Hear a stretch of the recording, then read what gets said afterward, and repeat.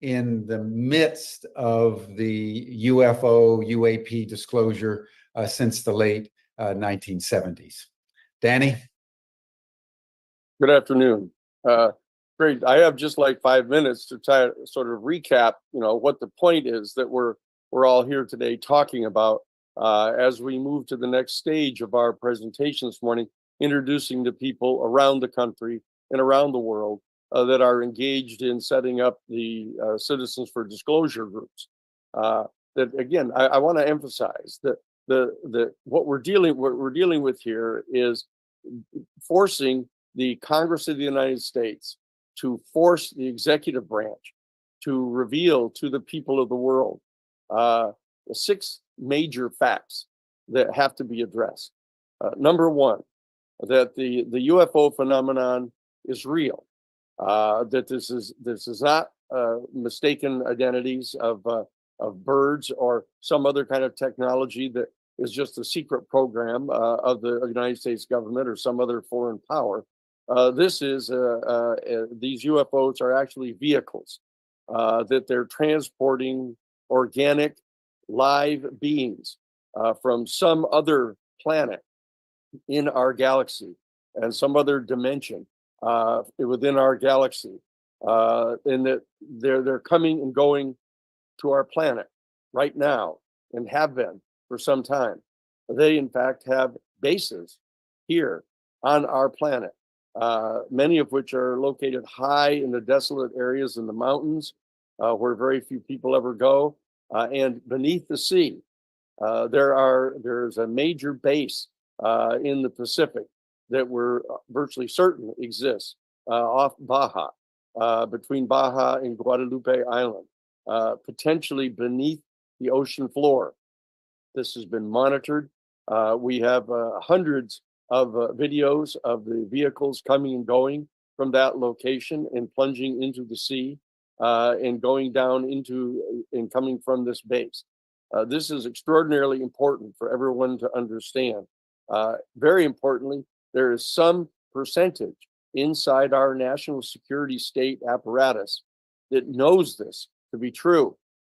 And they are in fact engaged, as Ross Coulthart pointed out, they are engaged at the present time in a kinetic or active program attempting to shoot down these UFOs, basically attempting to bring them down with this cyclotronic weapon that they have designed, and that they are taking captive the members who pilot these craft.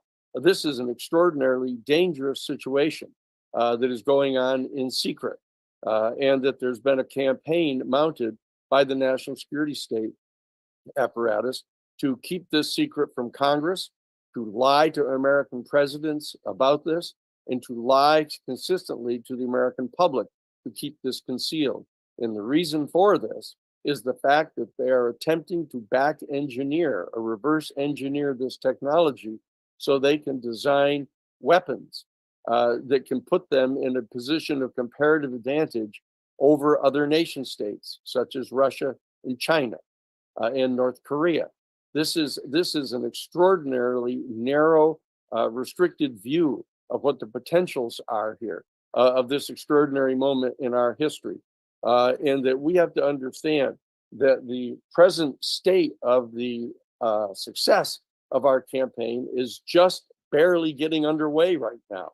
That we've been at this for many decades, and as Lou pointed out, since the 2017 disclosure on the front page of the New York Times that this is real, the testimony back July 26th of 2023 of David Grush telling Congress in open session that we're in possession of a number of these UFO craft and the bodies of the non-human occupants of these craft. This information has now been conveyed to Congress. Our job as the citizens is to make Congress respond effectively. The United States Senate has done so in the passage of its statute back in 2023 on July 27th, the day after David Grush's testimony on the House side. The Senate has passed a 64-page bill, and that is the operative bill that we're in the process of trying to get passed completely.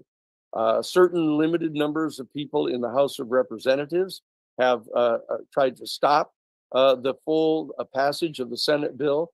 Our job as a collective community here, not only in the United States, but around the world, is to press forward to get this entire 64-page bill passed as soon as possible. In fact, immediately. This is our job, and it needs to be our first priority when the new administration comes in and the new Congress comes in, the Senate and the House, whichever the division of power is between the two parties. When the election is over, we need to put to the top of their agenda coming to grips with this reality. Because people will say, well, why be concerned about this since this has been going on for so long? The reality is that our human family is closer to thermonuclear war as we sit here today on this Sunday, October 20th, the date on which this information was supposed to be turned over to our National Archives. We are faced with a national security state infrastructure that is defying the will of Congress, and that they're refusing to turn this over. And they've exercised power to get the National Archives to give them virtually another full year. This cannot be accepted. And why is that? Because the Bulletin of Atomic Scientists have now reset the doomsday clock. They have set the doomsday clock to 90 seconds before midnight. That's 90 seconds before a potential thermonuclear holocaust on our planet that will destroy the life-generating capacity of our planet and our entire species and millions of other species on our planet. The danger that is being presented now by that potential thermonuclear war, you need to understand, the United States under bipartisan administrations, under the administration of George Bush Sr., George W. Bush, Obama, and also Biden, have moved nuclear missiles into Germany and into Poland, and they are starting to reset the fuses of these nuclear missiles, 1,600 nuclear missiles. They're resetting them to instant detonation for a potential first strike against Russia and China and North Korea. This has caused the Putin in Russia to start giving instructions to his commanders in the field to start exercising practice sessions on the deployment of tactical nuclear weapons in the Ukraine. This is unacceptable. And the realization is that the extraterrestrial beings and the extra-dimensional beings that are they're flying these craft, these UFO craft, have demonstrated their ability and their willingness to shut down these nuclear facilities. They have not only shut down individual missiles in various silos across the country and across the world, they have in fact totally immobilized entire United States nuclear aircraft carrier battle groups, have shut them down completely. No communications, no radar, no propulsion systems, in the middle of the dark, sitting there helpless. They have the capacity to do this, and they're letting us know that they have the capacity to do this. And if in fact this march toward a potential thermonuclear exchange continues, there is a potential of the intervention on the part of these extraterrestrial beings into our affairs here to shut down all of the nuclear facilities across the world. And that will in fact reveal their existence long before we have been adequately prepared to integrate the realization of the existence of this extraterrestrial civilization here on our planet. And this has been made impossible because of the effort on the part of this tiny element inside the national security state bureaucracy in our country to lie and deceive and dissemble and to tell our Congress and to tell our presidents and to tell our people that this simply isn't true, that they're simply not here. Now, this revelation, if it's compelled by an intervention on the part of the UFO occupants, if this takes place, this is a potential catastrophic disclosure, revealing this information before our people have come to adjust to this. This is an extraordinarily important event that is going on right now. It distinguishes this event from the past history that we're in this moment right now. That this threat is imminent. right now, and we've got to get revelation made. So we cannot sit around and wait until just next year at the passage of the new National Defense Authorization Act. A year from now, in the next December of 2025, we have to move immediately, beginning in January of this coming year, when the new administration comes into office, the new Congress comes into session. We need to move this to the top of the priorities right now to get this disclosure made. The New Paradigm Institute that is presenting this gathering here today to begin a process of an annual global disclosure day, similar to Earth Day. This is going to be a process that we're initiating here today on October 20th, and that our whole objective of the New Paradigm Institute is to mobilize the American people, mobilize the people around the world, and as Sarah Nelson, who's our executive director, has pointed out, we are undertaking various means by which we are going to be doing this.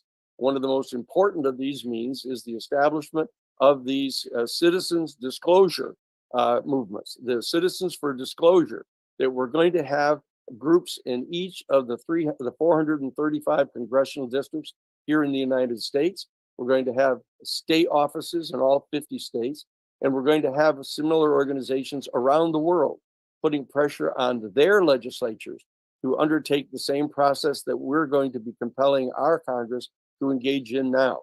So this is who the New Paradigm Institute is. We've done this in the past. We are the people who forced the public hearings in Iran-Contra. We're the ones that initiated the Federal Criminal Racketeering Act charges, legal charges against the off-the-shelf enterprise of Colonel Oliver North in the Reagan-Bush administration, shipping weapons to the Contras in violation of a congressional ban. We are the ones who forced the congressional hearings in the Karen Silkwood case. We are the people who have been able to do this because we are open to organizing everybody across the political spectrum to engage in this process. That we are able to do this, that we've done this in the past, but we need your participation, okay? And so what we're going to do is, for the rest of the program, we're going to be bringing to you individuals around the country and around the world who are dedicated to this, so that you will be inspired to take action in your local area, because you know that you're part of this countrywide and literally worldwide movement to demand disclosure now, so that we can begin to prepare as a human family, our geopolitical structures, our economic structures, our religious structures, to be able to comprehend the extraordinary reality that we are getting ready to enter into now within the next few years, okay? And so that we have to do this now.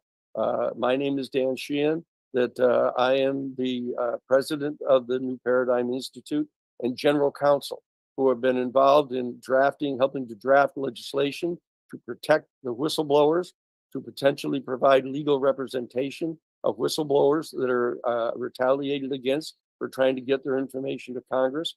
And we are the ones who are going to be helping to coordinate this activity among all organizations across our country.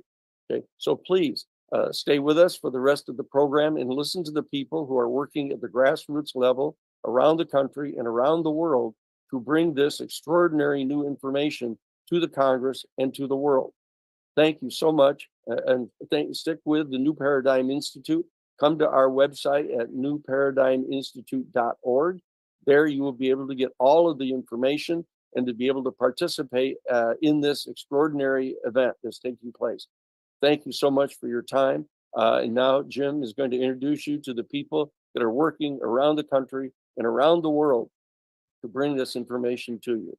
Thank you very much.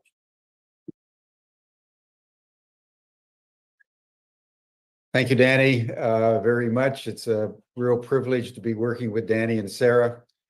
I'd like to now introduce to everyone Don Schmitt. We've all heard of Roswell. That's the iconic crash in July of 1947 that really, in many ways, ushered in the modern UFO movement. And it is Don Schmitt, more than anyone, the least that I know about, who's been the preeminent researcher on all things Roswell.